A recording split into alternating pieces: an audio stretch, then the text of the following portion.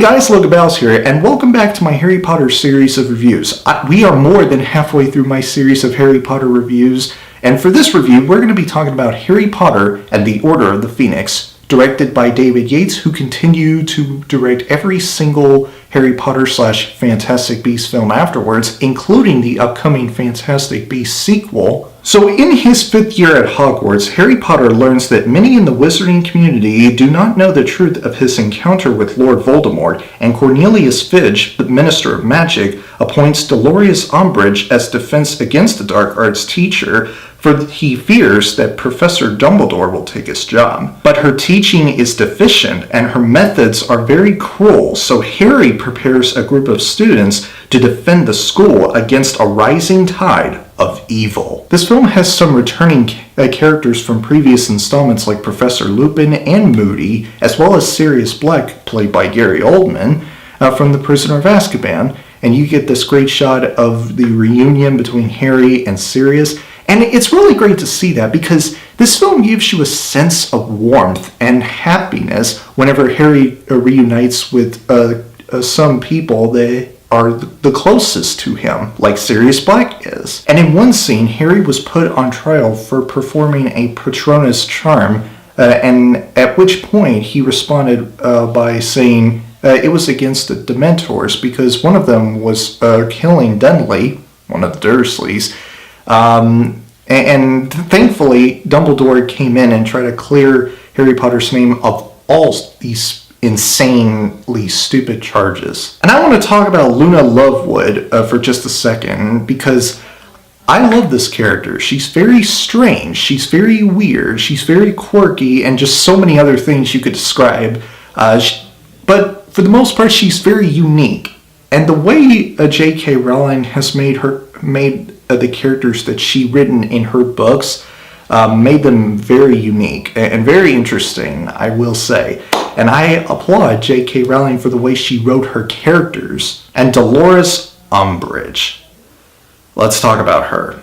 Now, if you thought that the Dursleys and Draco Malfoy were awful to Harry Potter, they look like very fine, decent, average, okay people to spend time with compared to Dolores Umbridge. She puts up these insane rules that limits magic and is using her work from the Ministry of Magic to interfere with Hogwarts, and that puts Harry Potter in a position where he felt compelled to rebel against her, which is why Harry, Ron, and Hermione build a secret group of Hogwarts students in the Room of Requirement to help teach them how to defend themselves against a future threat that Harry is certain is coming. I mean, there's this great line Harry gave out where he said, "Every great wizard in history started out as nothing more than what we are now, and if they can do it, why not us?"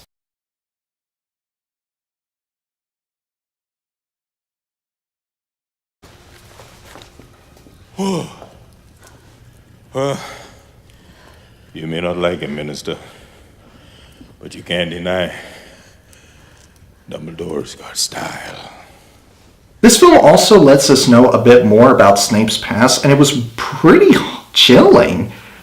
Snape was training Harry how to discipline his mind, and Harry uses that spell right on Snape and finds out that his father actually used to be Snape's version of Draco Malfoy. And that alone, when I first saw that, I was like, now I can kind of see why Snape is what he is throughout the entire series. And this is the first film in the Harry Potter series to deliver some really awesome magic confrontations, and David Yates directed these action sequences so excellently. The cinematography, the color scheme, and the direction for these magic battles are to be highly praised. And the fight scene between Dumbledore and Voldemort are even more thrilling to watch. That scene between those two characters, my God, so awesome and so badass. And it got more tragic in a split second when Bellatrix Lestrange kills Sirius Black, and oh boy, that was a huge dagger through the heart. And from what I understand, from my understanding, Harry's scream was actually muted in this film because it was so emotionally painful to watch, just really so to watch that they felt like they have to mute it in this film.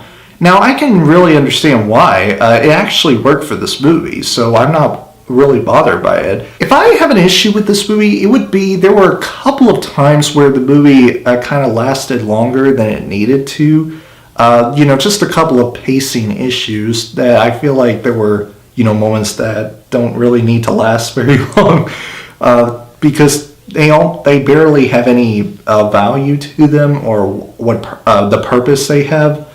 Just some nitpicks, but other than that, I basically love everything else about Harry Potter and the Order of the Phoenix, and basically, this is one of my favorite Harry Potter films, and it's also one of the most underrated Harry Potter films, I would say. I'm going to give Harry Potter and the Order of the Phoenix a gold medal of honor. So anyway, guys, that is my review for Harry Potter and the Order of the Phoenix. My next review in my Harry Potter series is going to be for Harry Potter and the Half-Blood Prince, and it will be up in a couple of days from now, so stay tuned. Oh, and I also have more reviews, a lot more reviews coming to you later this week. So, yeah, also stay tuned. If you guys enjoyed my review, please click the like button, and if you have already watched this movie, comment below and let me know what you think of it. If you enjoy what we've seen here and you want to see future videos from me, please press up there to subscribe and turn on a notification bell. And I will see you guys in the next video. Have a great week, Battle Squad, and as always, fight the good fight.